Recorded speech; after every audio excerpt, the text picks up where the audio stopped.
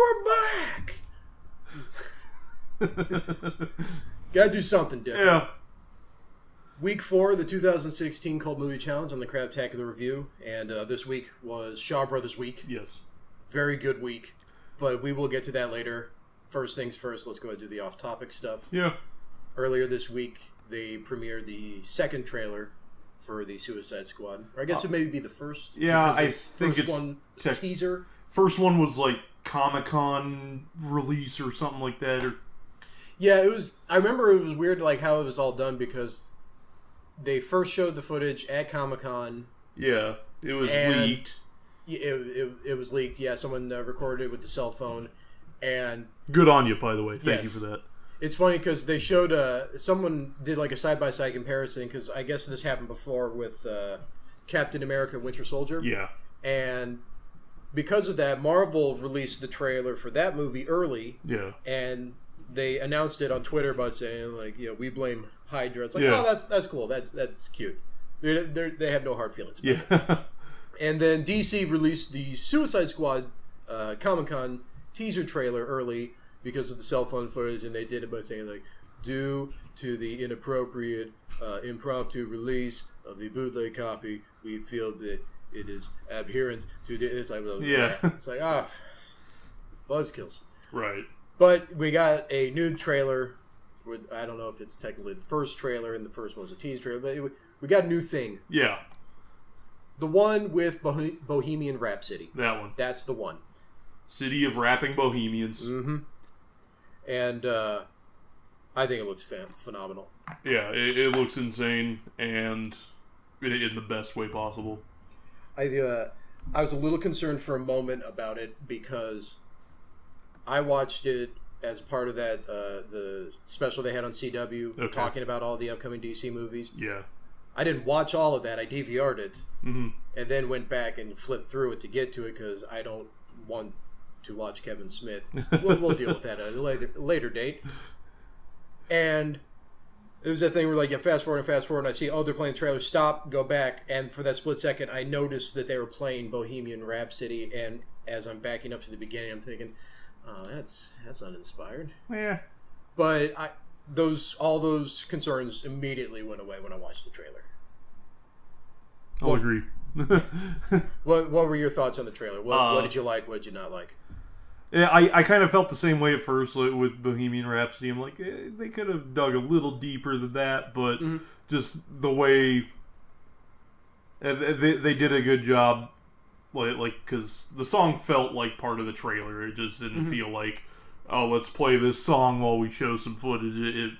I really like the synchronization of the machine guns from the helicopter. Yeah, that part especially. Now who's saying,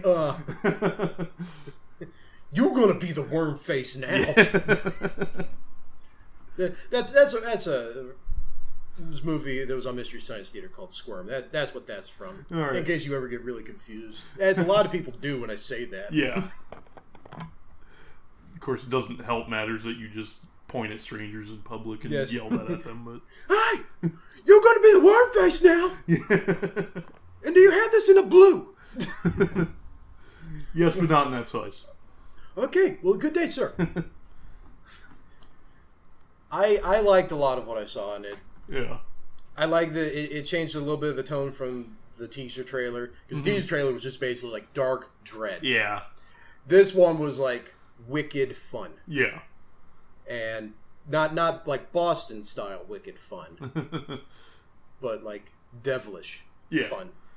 And I thought, okay, I think that's probably more in keeping with what the actual tone of the movie is going to be, and I have no problems with that. I think that'll be really good.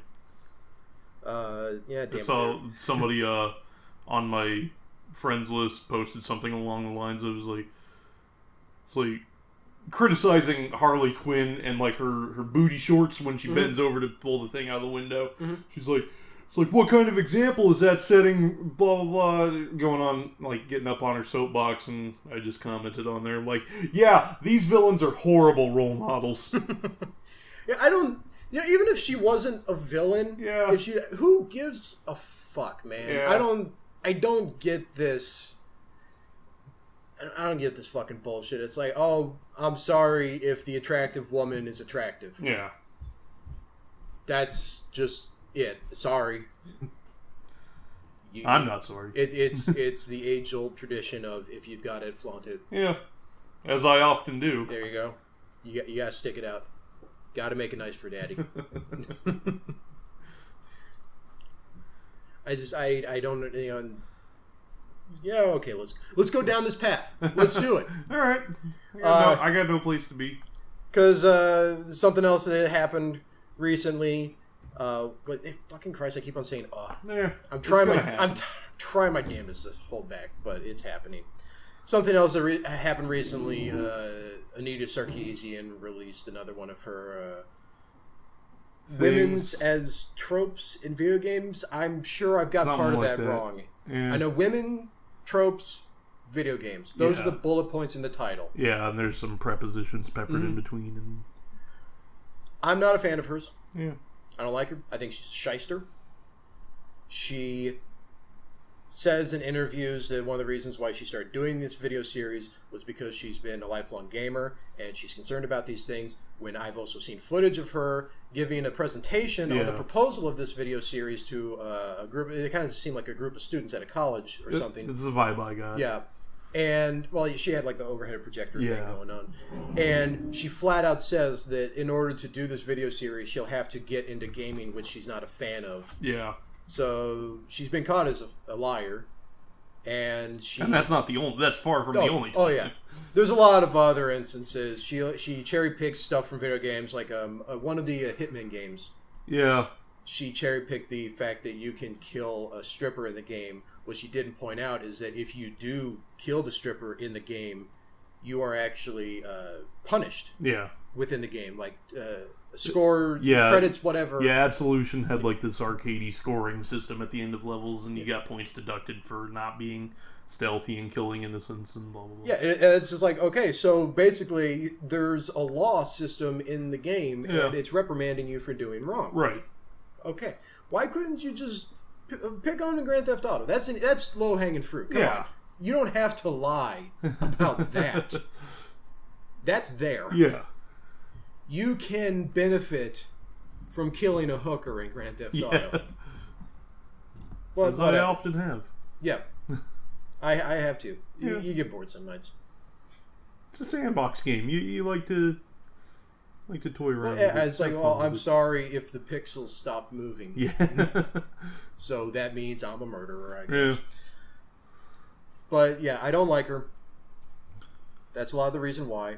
And that's another example of the criticism about the over sexualization of women in media. Yeah. I feel like they're purposely trying to make it one-sided because, like, oh, there's so many scantily clad women in video games, but no one's saying anything about the fact that there's a lot of shirtless, muscular guys in, fighting games like Mortal Kombat, Street Fighter. There's just tons of games. Yeah. And they're all, chiseled, muscle-bound, and roid freaks. And I love the Metal Gear Solid series. Yeah. I didn't dislike Metal Gear Solid 2 because I partially played the game as a naked dude cupping his junk running around. I got a kick out of doing the air cartwheels. Yes. While trying to keep everything tucked in. I wasn't, I'm a male, and I guess you could say you could make the case that was sexualizing a male. Yeah. He's fit dude. Yeah. Pretty much showing everything. Whatever. I don't give a fuck. Yeah. Game is still great. So, if you got the problem, that's on you. I don't see why everyone else has got to complain or got to suffer because of your hang-ups. Yeah. Okay, I'll go ahead and step off my soapbox there. So have we fully covered Suicide Squad there, I think? I think so, and then some. Yeah, and then some, most definitely. The other thing to cover, this is more on a personal thing, we are recording this on a Sunday night. I'm hoping to have this up Monday afternoon. Yeah. We're definitely recording this much later than we usually do, and that's because I was dealing with a real fucking pain in the ass cold the whole week. I know that we were going to try to do Thursday. Yeah. But I was still dealing with the cold, and what was that? I think that was day 5 of the cold. If you're hearing weird sounds in the background, we're recording at Kevin's apartment. He's got assholes that live above him. Called the cops on, was it last night? Night before, Friday night. What were they doing? Being really fucking loud, and I had to be up at 3 a.m. Ooh. Yeah, this is fucking insane. Yeah. It's been that way for... when did they move in? Was it last spring? I think so. Sounds about right. About a year. I think, yeah, because I remember the apartment above you and the apartment next door to you opened up around the same time. That sounds about right, yeah. And I remember when the one next to you opened up, that was when you were having the really bad water leakage problem around the sliding glass door. And I remember thinking, why doesn't the landlord or what have you, why don't they just say, why don't you just move in next door where the leaking is not a problem? They didn't. But they did cut a nice hole in her wall that's still there. Mm-hmm. How many months later? Like 5, 6? Yeah, I think so. Nice. And now it's like, it's we've had some sub-zero temperatures and some nice wind chills that make it. There's a lovely draft on my end of the couch most nights. So. Yeah, this place is a fucking piece of shit. Yeah. But so I had the cold, and that did inspire me, however, to have a 3-night-long film festival, which I dubbed Coldchella. And there was definitely a consistent 80s theme going. I strayed a little bit here and there, but it wasn't. The original intention was not 80s. It was just comfort movies. The first night was just supposed to be comfort movies that I haven't seen in a really long time. Mm-hmm. So I watched Once Bitten, the Jim Carrey vampire comedy. Yeah. Because I used to be a Jim Carrey fanboy back when the Ace Venturas came out, and my mind fucking blew when someone told me he was in a vampire comedy. I was like, well, I gotta watch this. Yeah. And then I watched Little Shop of Horrors, which is not a comfort movie at all for me. I'd never seen all of it before. I thought that was great. I've warmed up not to all musicals, but to quirky musicals. Yeah. Like Sweeney Todd or Rocky Horror. Yeah. And I still haven't seen Rocky Horror or Little Shop of Rocky Horrors. Good on you. I recommend both. They're both very good films. I don't care. I like the sound of music while we're talking about musicals. I don't give a fuck. I enjoy watching the old, like the 90s Disney musicals, Beauty and the Beast, Aladdin. I think Beauty and the Beast is probably the best out of them. Aladdin's my favorite. It's the one I've seen most. And that's understandable. Robin Williams gets on my nerves a bit. I was young enough to really enjoy Robin Williams' performance. Well, yeah, he's got like ADHD, and so if you're a spazzed up little kid, like I was when it came out, I loved it a lot more when it came out. Yeah. When it came out, I didn't come out. Not yet. I wasn't a gay kid. Why's everyone looking at me? But it peaked on my end a little bit, I think. The next one I watched was Demolition Man. It's fucking awesome. It's still awesome. You need to watch it. How dare you for not watching it at this point in your life? I was very disappointed though, because in the movie there's one point where you find out that in the future, this is the aftermath of like this massive franchise war. Yeah. Between like all these different restaurant chains. Apple and Samsung. Oh, okay. And the one restaurant chain that survived was Taco Bell. So now all restaurants are Taco Bells. I knew it would happen. Including fine dining. And like it was such a great moment in the movie where like this like leader of the utopian future just had his life saved by Stallone, and he's like, "Thank you very much. I welcome you to a night of dining at Taco Bell." And it's just like, come again? This version I watched is a foreign cut of the movie. I'm guessing because they don't have Taco Bell out there, they changed it to Pizza Hut. Okay. Which doesn't sound bad until you watch it and you see they didn't use new footage of them saying Pizza Hut. They just dubbed over Pizza Hut. Yeah. And so the lips and the dialogue are not matching at all. They did a pretty good job of photoshopping the Pizza Hut logo on the Taco Bell signs, even though you can see the Taco Bell logo on like etched on the windows. Yeah. But it did its job. Yeah. Enough, I guess. And there's 14 movies I ended up watching over these 3 days, so I'll buzz through the rest. Uncle Buck, meh. Never seen it. The niece is too much of a bitch. Sarah agrees with you. Yes. I watched both of the Wayne's Worlds. Nice. First one's still a classic. Second one's like, it's there. Yeah. Airplane, still a classic. Ferris Bueller's Day Off. Oh my god. Yeah. Such a good movie. Movie's so good. And that got me going on John Hughes, so I also watched Weird Science, which I don't understand why that's put down the pedestal so much in the John Hughes canon. Yeah. I think it's fantastic. I haven't seen all of Breakfast Club, nor have I seen any of 16 Candles, but I enjoyed Weird Science. I've seen that one a couple times. Well, I also watched 16 Candles and Breakfast Club. Speaking of John Hughes. Yeah. 16 Candles doesn't work as well for me. Yeah. It's got a weird structure to it. It's like, it's not like here's Act 1, here's Act 2, here's Act 3. It's here's a 15-minute prologue, 40-minute dance, 40-minute party, 15-minute epilogue. It's really weird. Yeah. That and like, I think Molly Ringwald was miscast a little. I think she works really well as like the preppy popular girl in Breakfast Club. Yeah. She's playing virtually the complete opposite character in 16 Candles. She's the awkward teen in the 16 Candles. Yeah, I don't see that at all. Yeah, the part was originally going to go to Ali Sheedy, which I think would have been a much better fit.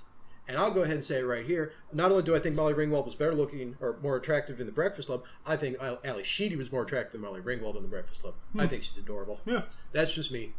And I even prefer. Well, I'm not going to spoil it because you haven't seen all the movie. But Breakfast Club, watch the movie. Yeah, what's wrong with you? And for some reason, I also decided to watch Airplane 2. I don't know why. I remember the last time I watched Airplane 2, I thought, oh, this isn't as bad as I thought it was. And then I watched it again so shortly after the first one. I was like, no, it is. It just does everything the first one does, but doesn't do it as well. Yeah. So it's worth. So it's a comedy sequel. Yes. Well, I'll bring a couple things here. But I'll get to the end here. And I watched Better Off Dead. Nice. Classic. And Revenge of the Nerds. Still haven't seen it. Oh man, great movie. I may have seen it at one point as a child, but I haven't seen it recently enough to remember having watched it. So. Okay. So those are the 14 that I'm counting as the official Coldcella lineup. Okay. My week was much less eventful. Okay. I worked 55 hours and watched nothing. Except for the movie we discussed. Yeah, well, which I just finished up as you were arriving today. True. And I watched Django Unchained last night. Oh, that's right, yeah. I keep on saying Yeah. Trying to stop it. Yeah. It's hard. The one final thing I want to mention, did it again. One final thing I want to mention is that we will be doing at least one special podcast. Yes. Because we'll see how that goes, and yes, most definitely. It's definitely a trial by fire sort of thing. We will be doing a podcast review of Deadpool the night that we see it. Mm-hmm. We have tickets for the opening night. We're going to record that night, try to get it up before the next morning. Yep. Here's hoping that all goes well. It'll be a little bit of a struggle, because what you listeners at home may not know is that Kevin's job he starts his job at 5 a.m. It's true. So, Deadpool, not as much of a struggle, because it's hour 45. Yeah. Starting at 7 p.m. However, it's all the other movies that could be a struggle. Batman vs. Superman, X-Men Apocalypse, Captain America Civil War, Suicide Squad. Yeah. I can guarantee you all of those movies are going to be over 2 hours long. Yeah.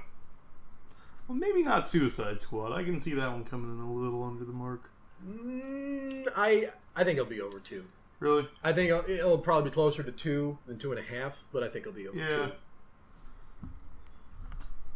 Did you have any other off-topic stuff to hit up? Not really. I had asked you if we had covered the Oscar nominees and stuff already, and That was really the only other off-topic thing I had. Yeah, pretty much the only other thing to cover on the Oscar nominations is the social conundrum crap that surrounding it. I don't.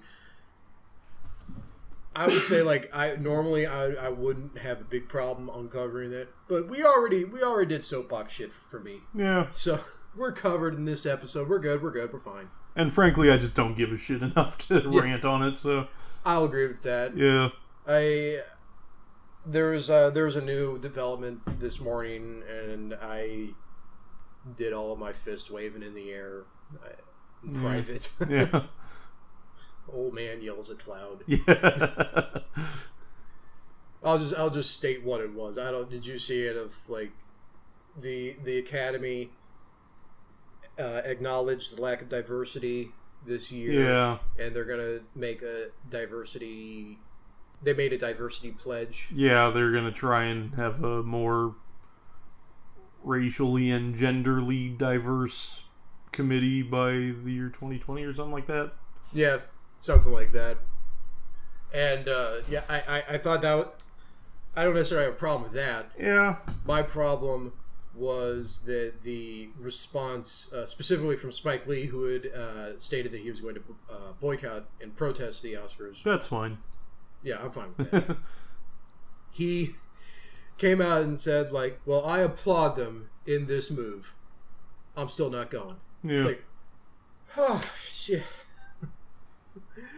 Thank you for giving me everything I want. I'm still not moving. Yeah. You fuck. People just put way too much stock in those fucking award shows, though. Yeah. Like the Grammys, the Oscars. It's my thing is what should have been nominated. You're you're doing this. At first I didn't know was the complaint that they weren't putting more black nominees in the Oscars, or was the complaint that there weren't more possibilities to be put in because of lack of black roles? Yeah. I think it was a bit of both, but it seemed to me like when it came down to it, the main complaint was they weren't getting the nominations. Yeah. I thought, well, people had great things to say about Straight Outta Compton. Yeah. I don't remember a lot of singling out of the performances. Yeah. I just remember, the performances were great. Would you care to elaborate? No. Okay. When Creed came out, the spinoff of Rocky. Yeah. I heard a lot of people praising Stallone. Mm-hmm. I didn't hear anyone saying that Michael B. Jordan was doing bad with the role, but I didn't hear the praise for his performance that I did for Stallone's.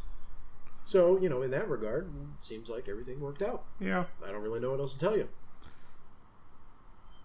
Okay, so we end up covering it anyway. Yeah. Let's move on. Yeah. Let's move on to the bread and butter. This was week 4. This was Shaw Brothers week. Yes. Shaw Brothers was a film company in Hong Kong. They were very prolific. I think they did at least over 700 movies from 1958 to, I think it was 2009. Really? Oh, no, wait. No, it was 1987. No, okay. it was a bit before that. So we're looking at a 30 year. Yeah. That's incredibly prolific. They're most well known for doing martial arts films of different styles. They did hand-to-hand kung fu style films, like the 36th Chamber of Shaolin. Mm-hmm. But for me personally, they're most well known for their. I'm trying to think of how to pronounce this. Is it Wu Ji? It's W-U. Hit my pop filter. W-U space X-I-A. I'm going with Wu Ji. Yeah. Wu Jia. Wu Zhang Clan. There you go. That ain't nothing to fuck with. Yeah. Yeah, and that's how I first... No, that's not exactly how I first became aware of them. I first became aware of them by having their logo at the beginning of Kill Bill Volume 1. Yeah. That was how I first became aware of the Shaw Brothers. And yeah, that was one of 2 major genre influences that I took from Kill Bill that I wanted to seek out. There was the Wu Ji films. Yeah. And spaghetti westerns. Yeah. And I thank Kill Bill very much for inspiring me on both of those. But the Wuji films, they've had a lot of influence. Obviously, as mentioned, Kill Bill. We've in the West, probably the biggest ones were Crouching Tiger, Hidden Dragon, and Hero, the Jet Li film. Yeah. Not so much the Dustin Hoffman, Gina Davis plane crash film. Although there are some Hong Kong references in that film. Or not. I don't know. Yeah. This particular movie we watched for this theme was an example of the Wu Ji film. Just in the off chance that I'm mispronouncing that, I'll try to think of another term. The swordsman movies. Yeah. Because that's a really good description of what these type of movies are. They're basically like the Eastern equivalent of like Westerns. Yeah. I kind of got that vibe actually. Definitely, just from this. There's a lot of themes that are repeated in both genres of like themes of revenge. Yeah. Redemption, like, that sort of thing. Revenge, redemption, showdowns. Yeah. Like the lone, in Westerns there's a lone gunman. Here it's the lone swordsman. Right. There's a lot of characteristics that they both share. This, with the swordsman movies, they tend to have a more, maybe like say dreamlike or fantastical vibe to them. Yeah. This one, it had a little bit of like the wire work of like the exaggerated sort of jumping skills. Right. Anyone that's seen Crouching Tiger knows exactly what I'm talking about. Yeah. Normal people don't fight on little branches, or on water for that sake. Yeah. But yeah, this one, the film we watched was the new One-Armed Swordsman, and it's had just a little hint of the wire work. Yeah. Not a lot, though. Yeah. The focus was specifically on sword work. Yeah. Sword work. Sword play? Let's go with sword play. Swordsmanship? Yes. Sword at work or swordly working? Ah! I'll see myself out. Even Sarah thought that was stupid. It was stupid. I'm not going to disagree. But yeah, I noticed with this film, very fast-moving setup to the plot. That's all covered very quickly. Where it's basically the movie's following a young, talented but cocky swordsman named Lei Li. Yep, specializes in like dual swords. Yes, twin swords. I think it's that's what the subtitles said. I think so. Yeah. Yeah. Obviously, we gotta go by the subtitles. I don't know what the fuck they were saying. Yeah. He comes across. Well, he's accused of committing a crime. I think he's essentially framed for robbery. Yeah. From what I gathered from it, I think what was going on, it was this elderly martial arts master. Yeah. Who. His primary weapon of choice, I don't exactly know what the term was for it, but it's essentially like it's like a 3-section staff that's... I kind of I thought it was like a 3-section nunchuck. Yeah. But there were some parts where like he was holding it and like the whole thing was rigid too, so... Yeah, but I always kind of took that as like that was part of like the fantastical part of like the wire work, because I mean... I don't know. But yeah, it's like it's a 3-section staff. Yeah. Let's go with that. That's connected like a nunchuck is. Yeah. And he's found a way to use the weapon to defeat anyone that specializes in the twin sword technique. Right. And from what I gathered, I think basically what was going on was he was basically taking out the competition. Mm-hmm. He was setting people up that specialize in the twin sword technique. Yeah. In a position where their honor demanded that they combat him. Yeah. And if they lose, they have to cut off an arm. Yeah, retire from martial arts and yada yada. And so he framed Lei Li for a robbery, and then when he's cornered with the accusation, then it's you have to fight me if you lose, blah blah blah. Yeah. And he does, because what chance does he have? that 3 staff technique, bro. Yeah.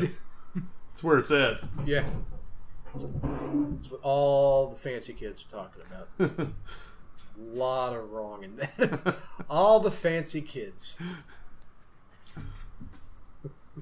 Mama, can I go out and play with the fancy kids? The fancy kids are all right. Mm-hmm.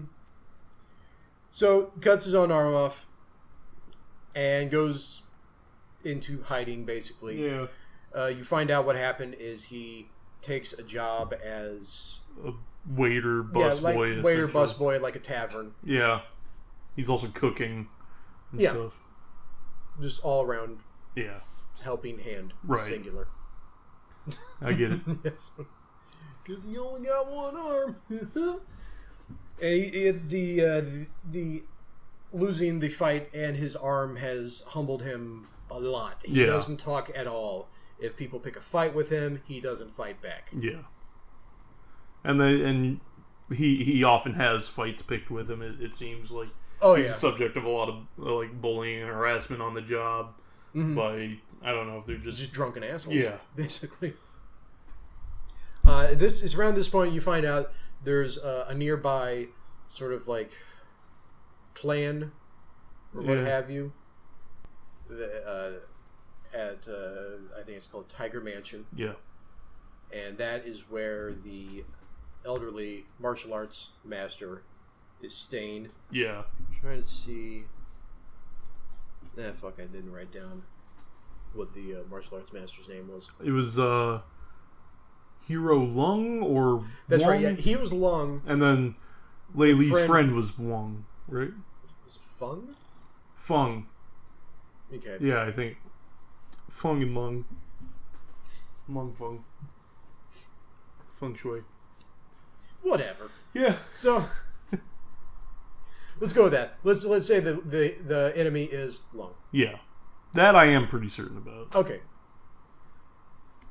The elderly martial arts master that took his arm, Lung, he's basically camped out at Tiger Mansion, and he's still keeping up with the routine of let's take out the competition.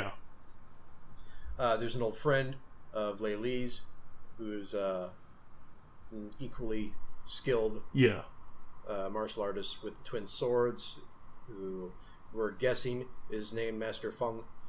Yeah. And it's just he realizes that Lei Li is at the tavern, kind of brings him out of his shell a bit. Yeah. And I don't want to go too much farther on this because this was a really, really good movie, and I don't really want to give spoilers on this. I don't really give a shit about giving spoilers on Hollywood Chainsaw Hookers. Or The Lion of Thebes. Yeah, because with Hollywood Chainsaw Hookers, no one gives a fuck. Yeah. If they're gonna have a fun time, or they're not gonna have a fun time.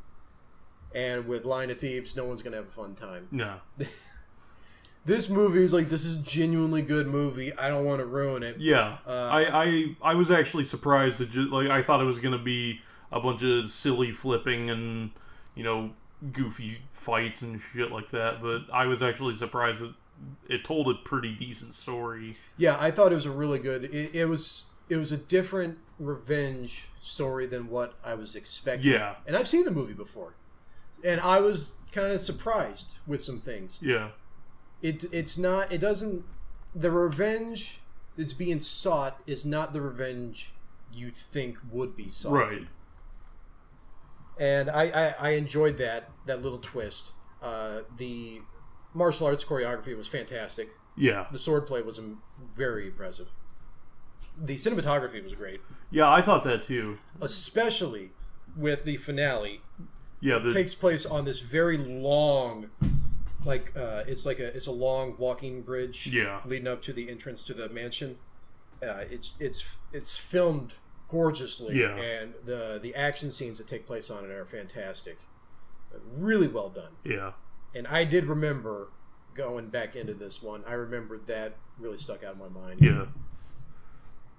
I did notice, and this is just I'm sure this is just specifically with the copy that we watched.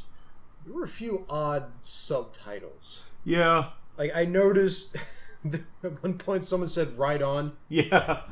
I noticed at one point someone said "what's up." Yeah. And the word "chap" was used a couple times. Like, oh, the chap's over there. And it's like, okay, I don't...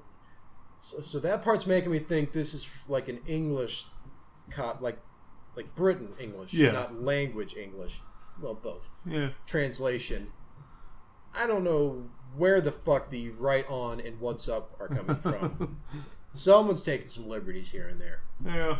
Fortunately, it wasn't too constant. Yeah. But it was still like, It was enough to be like, huh. Yeah. Definitely catches your eye when it pops up. Yeah. I went with this one, the new One-Armed Swordsman, over the One-Armed Swordsman. Yeah. The used One-Armed Swordsman. Yes. The pre-owned One-Armed Swordsman. The old arm swords. Old man. Mm-hmm. Whew. That was horrible. I apologize. Moving on.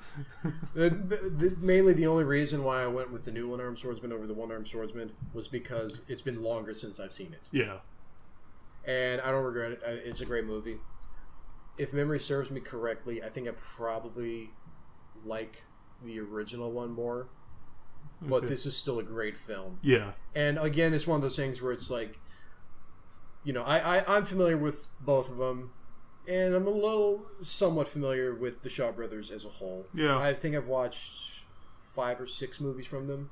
I think I've seen one. Okay. This one. Yeah. Okay. I do want to check out more, though. I had a lot of fun with this one. Yeah, I really, really enjoyed it. The reason why I picked this one is like, it's one of those where it's like, I know it's going to be new for you, and I always have the mentality with stuff like this. It's like, give me something that's more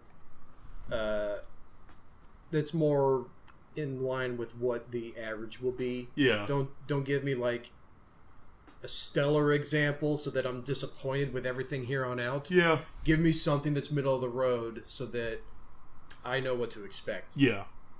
And I think this is closer to middle of the road. Okay. I think this is still one of their better ones. Okay. But it's not their best. Yeah. Of course, I've heard, I think I also gave you a copy of the 36 Chamber of Shaolin. That is considered one of their best. I did start watching that last night, I believe it was, and had a bit of a headache, and I'm just like, I don't want to have to focus on subtitles. Mm-hmm. Fuck it. So I'll probably get back to that one. Mm-hmm. I need to watch that one myself. If I remember correctly, it's Godfrey Ho is the name of the actor in it. No, wait, no, that's the same Godfrey Ho. No, that's Ninja Terminator guy. Yeah. That's right.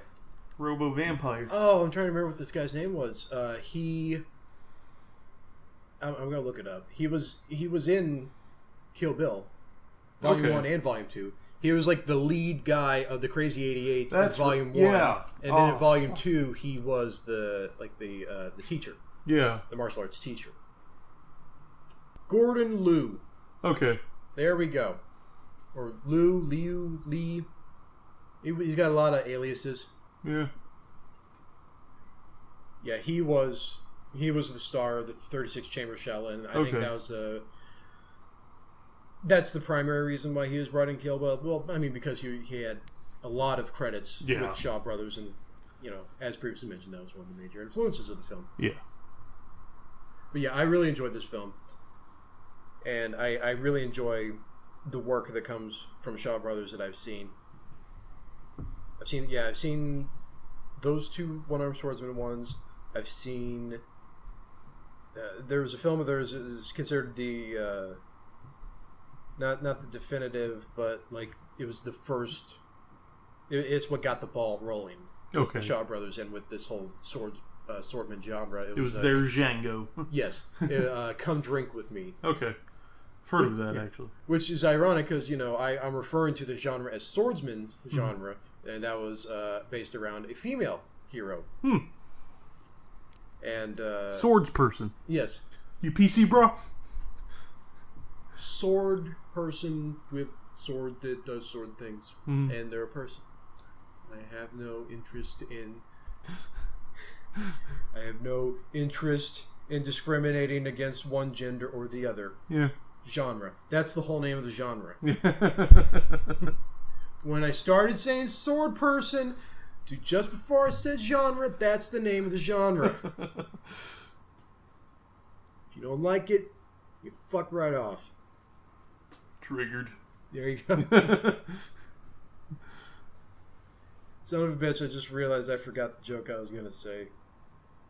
You had a pun ready for Shaw Brothers. Super Shario Brothers. That's good. Mine was I Shaw the Sign. Which I could have really fucked up. Fortunately... I'm actually impressed that I'm, like, thinking about it and I'm getting it wrong. Like, fortunately, I practiced it in my head a lot of times. A lot of people told me, Justin, you should really go for that degree. I'm like, no, I'm going to practice saying I Shaw the Sign over and over again in my head. And they went, damn it if I can't respect you for that. Yeah. Guess I could just go with The Shaw Sleeps in Lee Harvey's Grave, because that's a song by the Butthole Surfers. I'm trying to think of what to do with Shawshank Redemption. Yeah. But there's really nothing to alter. Yeah. It's just there. That's kind of my issue with my Butthole Surfers song pun. This is like talking about the Butthole Surfers myself. I already had my chuckle ready to go before you said surfers. Just hear like that's what I was talking about when I was talking about my butthole. Surfers. You ruined it! So, well, I guess that's about everything. Yeah. This was a pretty good episode. Didn't take much. I've been noticing so far, we don't have as much to talk about with the good movies as we do with the bad movies. It seems to be the case. Lion of Thieves we went to town on. Yeah. I will say this about the new One-Armed Swords person. For being titled the new One-Armed Swordsman, there's not a tremendous amount of one-armed swordsmaning in the movie. That is true. He doesn't actually sword fight at all until, like, from the time he loses his arm until, like, the last 10, 12 minutes of the movie. Yeah, he does some swordplay scenes at the beginning of the movie when he has two arms. Yeah. Then he loses an arm, and then it's not until, like, the last 15 minutes that you see him specifically sword fight again. And my God, what a 15 minutes that was. It was a phenomenal finale. Yeah. Could have fumbled that one up, too. Yeah. Sounded like you were about to. No. Yeah. You paused a little bit between phenomenal and finale, so I thought maybe he's... Well, I'm going to edit that pause out, and you're going to look like a damn fool. That's how it works. Yeah. I have all the tools. I am the god of the podcast. Godcast. I'm going to alter that soundbite so it sounds like I said it. I control everything! And on that note of my declaration that I am God. Yeah. I guess it's good to sign off. Next week is Giallo Week. Yes. That should be good. I've got plenty of experience with the Giallos. Going all the way back to the VHS era. Yeah. As always, like, comment, subscribe. Share. Yeah. Tweet. Tumble. Bungo. Is Bungo still around? I just combining syllables at this point. It's like tweeter. Yeah. Twop. Twatter. Topopoli. Wasn't that the name of wasn't that Uncle Jesse's last name of Full House? Jesse Topopoli? Yes, I believe it was. Okay. Oh, have mercy. Okay, so I think that'll wrap everything up. Yeah. Alright, thanks for stopping by.